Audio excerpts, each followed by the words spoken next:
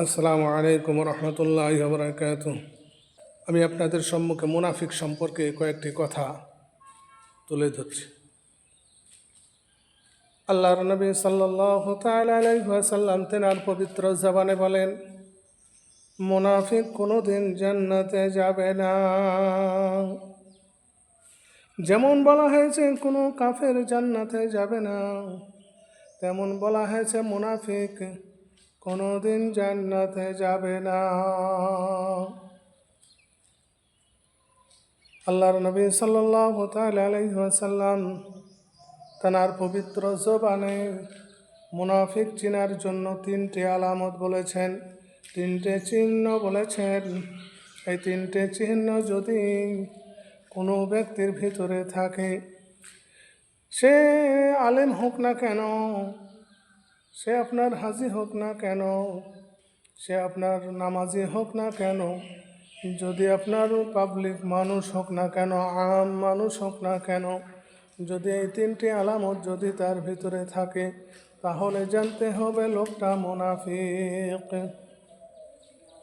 قال النبي صلى الله تعالى عليه وسلم الثلاثة المنافق الآية।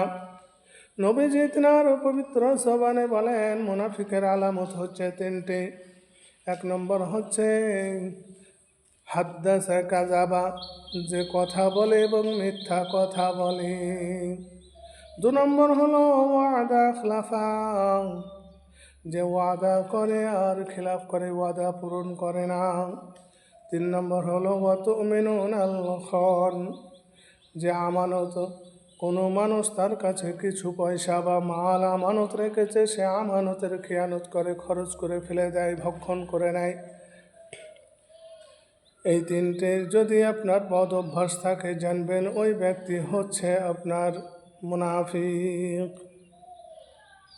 আমাদের কোনো ভাইয়ের ভিতরে যদি এই বদ গুণগুলা থাকে, তাহলে আমরা সকলেই শুধরানোর চেষ্টা করব।